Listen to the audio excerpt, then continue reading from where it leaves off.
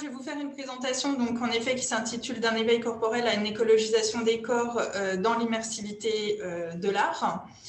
Avec tout d'abord une approche qui se veut phénoménologique, puis une approche qui se voudra émersiologique. Et je terminerai du coup avec une installation qui se trouve actuellement à Angers, qui s'appelle Silva, et que je vous présenterai et qui permettra d'illustrer un petit peu mes dires. Donc, l'immersion dans un contexte écologique apparaît comme un phénomène d'intégration totale à un milieu, au point que celui-ci entretienne un rapport causal avec les éléments qu'il compose. Ce lien causal se définit comme une absence de distance physique entre le sujet et l'environnement en question. Par conséquent, l'immersion implique ce rapport causal. Dans un contexte artistique, l'immersion s'entend comme une dimension physique, voire un lien causal, dans les cas les plus élaborés. Dès lors, l'immersivité dans l'art pourrait se définir comme la capacité d'un corps sujet à s'immerger dans un espace créé par son propre mouvement. De ce fait, les dispositifs artistiques s'articulent par un monde fictionnel et un environnement tangible, générant à la fois une immersion physique et cognitive qui se nourrissent mutuellement. Ce concept rend compte de la qualité d'un espace à exister par immersion et par émersion d'un corps sujet. Le rapport entre le corps et l'espace se voit repensé, redéfini, comme une relation finalement de contenant à contenu. Culturellement, nous associons notre corps à notre vécu, avec un corps à la deuxième personne, permettant une immersion préconsciente de l'expérience artistique.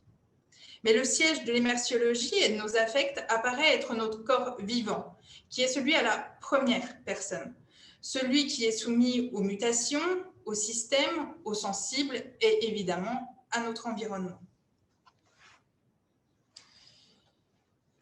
L'approche phénoménologique permet d'étreindre la dimension vécue et vivante de la corporéité au jeu, c'est-à-dire l'expérience non plus d'avoir un corps, mais d'être un corps, et par conséquent d'être un corps vivant ou encore un corps sujet. Cette approche étend l'étude de la corporalité à celle du rapport au monde du sujet, c'est-à-dire être au monde. Dès lors, c'est par la vie de son corps, c'est-à-dire à travers nos perceptions, nos motricités, nos affects, qu'il ne faut pas oublier, que l'immersant accède à l'univers proposé, soit un monde qui apparaît toujours comme un monde d'un sujet incarné. Le corps vivant agit en nous, telle une action qui s'effectue directement par une sensibilité qui devient ensuite perceptible. Il s'agit d'une expérience non seulement sensorielle, mais aussi kinesthésique, c'est-à-dire la perception du corps dans l'espace. Elle est également motrice et affective. Le sujet prend conscience du monde qui l'entoure et ce qui le constitue en un monde vécu. Par l'action de son corps qui le met en relation non avec le monde objectif, mais avec son milieu de vie. C'est ce même corps vivant qui informe les systèmes sensorimoteurs avant que le sujet n'ait le sentiment de prendre sa décision cognitive. Pour citer Merleau-Ponty, le corps n'est donc pas l'un quelconque des objets extérieurs qui offrirait seulement cette particularité d'être toujours là. S'il est permanent, c'est une permanence absolue qui sert de fond à la permanence relative des objets à éclipse, des véritables objets. La présence et l'absence des objets extérieurs ne sont pas des variations à l'intérieur d'un champ de présence primordial, d'un domaine perceptif sur lequel mon corps a puissance. Pour définir cette fois le corps vécu, quant à lui, il va être décrit par le sujet en fonction de sa capacité à exprimer ses représentations. Il est décrit par la personne à travers la phénoménologie de la perception, reprenant la notion de corps propre selon Merleau-Ponty comme une chose occupant une certaine figure dans l'espace, suscitant une certaine organisation de la perception. Il s'agit d'une puissance à la fois d'agir et de percevoir, mais également comme moyen pour le sujet d'insertion dans le monde ou dans les mondes. Le corps apparaît être ce qui appartient à la présence la plus immédiate du monde, y compris dans l'espace-temps. Il est ce qui fournit à la pensée ce que Husserl nomme les datas de la représentation. Ces datas apparaissent comme les contenus sensitifs, sensibles du corps, comme les sens ou encore la kinesthésie, développant le schéma corporel qui donne le monde environnant en fonction des projets du sujet, c'est-à-dire de ses possibilités d'action dans ce monde. L'espace évolue alors comme un certain champ d'action tendu autour de moi, donc le moi étant l'immersant, dont les significations résultent des projets nécessaires à la survie. Ce process de perception-expression constitue un espace corporel ou vécu, personnel, qui n'est pas l'espace dit objectif du géomètre, mais un espace signifiant en première personne. Il est possible d'en déduire que l'espace est l'expression et l'inscription de l'être au monde du corps vivant. Pour reciter Merleau-Ponty, notre corps n'est pas seulement un espace expressif parmi tous les autres, il est à l'origine de tous les autres, le mouvement même de l'expression, ce qui projette au dehors les significations leur donnant un lieu, ce qui fait qu'elles se mettent à exister comme des choses sous nos mains et sous nos yeux. Le corps est notre moyen général d'avoir un monde, tantôt il se borne aux gestes nécessaires à la conservation de la vie, et corrélativement, il pose autour de nous un monde biologique, tantôt jouant sur ses premiers gestes et passant de leur sens propre à des sens figurés. Il manifeste à travers eux un noyau de signification nouveau. L'immersion du corps dans le monde avec sa sensibilité s'effectue en dessous du seuil de conscience. Elle vient l'écologiser de manière immédiate sans que nous nous en rendions compte. L'immersion signifie être à un monde d'action et de perception nouveau, rendu possible par des dispositifs techniques proposant une expérience à vivre spatio-temporelle.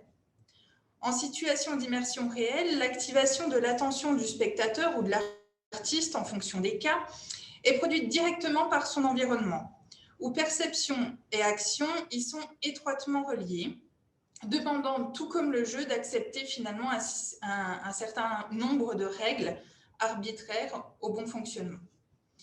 L'immersiologie apparaît comme l'immersion des sensibles vivants dans la conscience du corps vécu. C'est par ce process que les dispositifs artistiques cherchent à produire des mouvements involontaires dans le corps de l'immersant par des réseaux, des humeurs et des images dont la conscience ne rend compte que la partie émergée. Pour que l'immersant ait l'impression d'être au cœur d'un environnement, son corps doit y occuper une place centrale. En se basant sur le célèbre modèle de la chercheuse Mary-Laure Ryan, il est possible d'observer 3 types d'immersion. La première est spatiale, c'est-à-dire permettant une projection dans un espace géométral, scénarisé et organisé afin de placer finalement la fiction. La deuxième immersion est temporelle, permettant une progression symbolique dans le temps par la fiction, où les valeurs sémantiques et axiologiques sont associées à l'organisation spatiale. Et enfin, la dernière immersion se veut émotionnelle, permettant une relation donc émotionnelle face aux situations pragmatiques rencontrées, mais c'est également dans cette immersion-là qu'on va prendre en compte la question du relationnel et du social. De par ce concept, il est inévitable de parler de variabilité puisque c'est dans l'intersection entre l'agencement des signes et leur perception que se fonde la signification même de l'objet artistique. L'œuvre n'est plus seulement présentée, mais réellement mise en scène dans un cadre qui lui-même fait œuvre, permettant d'immerger le spectateur dans une proposition environnementale. Le dispositif apparaît bien comme un ensemble de concepts mouvants, se substituant à la logique de la structure faisant l'objet d'une double réception, à la fois par l'usage et par la perception.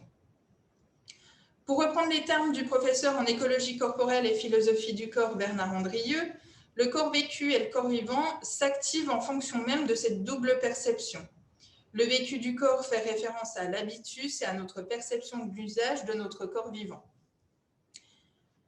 Pour le citer, le corps vivant agit en première personne, à l'insu du sujet conscient et contre sa volonté par les effets de motricité et d'affectivité progressive de son action. En devenant perçue par le sujet conscient, la motricité et l'affectivité peuvent être décrites par la première personne. Un dialogue du sujet avec son corps vivant qui l'informe de ses mouvements par sa prémotricité et préaffectivité s'effectue par les sensations et affects internes produits en lui et qu'il ressent. Les dispositifs immersifs artistiques permettent une plongée sous forme de paliers, offrant une activation des corps. Il est possible d'observer 3 paliers. Le premier est une intégration physique dans l'environnement. Le second palier est une inscription de l'immersant au sein d'une représentation dynamique qui est l'univers scénique, auquel vient s'ajouter une intégration dramaturgique de l'immersant à la première personne. La représentation dynamique s'adapte à des intensités différentes en fonction des périphériques spécifiques utilisés, accentuant l'état de présence de l'immersant et permettant donc une plongée dans l'environnement ou l'univers proposé. Ce deuxième palier offre une immersion à la fois sensorielle et dramaturgique. Le troisième et dernier palier permet quant à lui l'immersion et l'indétermination qu'offre l'appréhension et l'inscription du corps dans l'espace. C'est lors de cette étape que le schéma corporel peut être manipulé et que la localisation dans l'espace peut être entravée. Ce phénomène de modification perceptive s'explique par une confusion entre les univers réels et imaginaires éprouvés par l'immersant. Chacun de ces 3 paliers permet un ancrage du coup spécifique entre réel et imaginaire dans l'expérience esthétique, artistique, immersive proposée, où notre corporalité nous constitue un champ de présence dans lequel nous percevons et agissons. C'est ce champ de présence qui donne un monde et permet de constituer notre être au monde.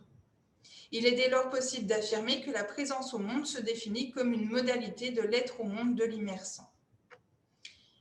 Dès lors, les artistes proposent différents dispositifs immersifs, tels des microcosmes, recréant une sensation, parfois un sentiment d'enveloppement et d'enfouissement, permettant de solliciter une vision, un toucher, une émotion périphérique, où l'environnement se déploie autour de l'immersant en mouvement.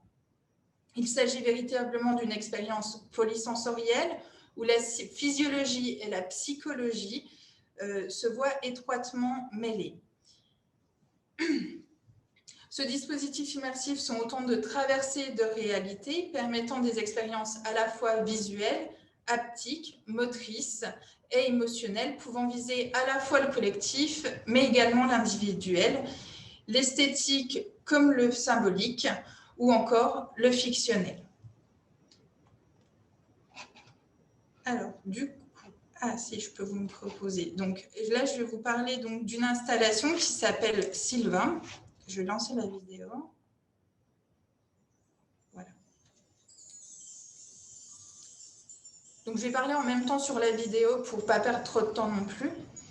Donc, il est possible, par exemple, dans le cadre d'une installation immersive, comme Sylvain, de produire une écologisation immédiate du corps vivant dans cette forêt qui lui impose son information et lui interdit de s'en libérer. Sylvain se veut comme une métaphore imaginée et mise en rêve par Lucie Lhomme, qui est composée de Philippe Leduc, d'Elisa Fache et Marc-Antoine Mathieu.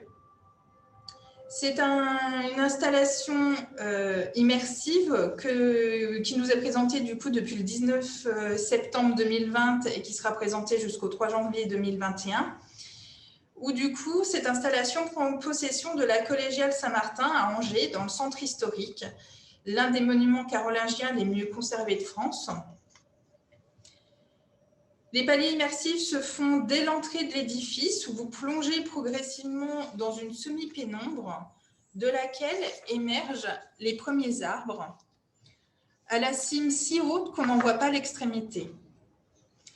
Frémissant et argenté, il semble inondé de sève et caressé par le vent de brusques éclats de lumière, les traversant comme si la lune se balançait à leurs branches.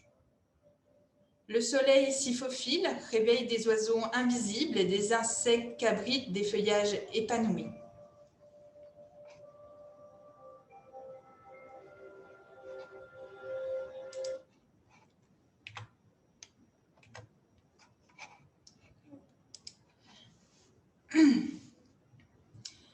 Vous êtes invité à pénétrer dans cette forêt au cœur de la ville, comme dans un souvenir, une régression, où l'imaginaire guide nos pas. Écoutez les sons qui émanent autour de vous, contemplez les jeux de lumière, les perspectives, les matières. En s'enfonçant plus profondément entre ces troncs, on découvre des piliers de pierre qui semblent irrigués par la même sève. Aux confins de cette forêt, le sentier paraît s'ouvrir sur le cœur d'une immense église. Les pierres se mêlent aux arbres, les feuillages aux ornementations. Le regard se lève vers le ciel. La voûte semble comme suspendue, baignée de lumière. Le lieu semble résonner, transcendé par cette forêt, tel un écho à une image onirique. Cette expérience immersive n'est pas sans rappeler les vers de Baudelaire qui nous reviennent à l'esprit. La nature est un temple où de vivants piliers laissent parfois sortir de confuses paroles.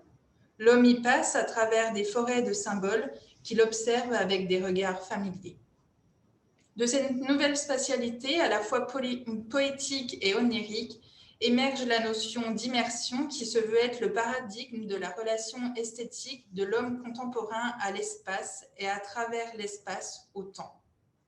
Selon Cynthia Cristoforoni, les images du réel sont captées pour participer à une virtualisation de l'espace-temps, faisant du dispositif immersif un microcosme. Et je m'arrêterai ici. Merci à tous.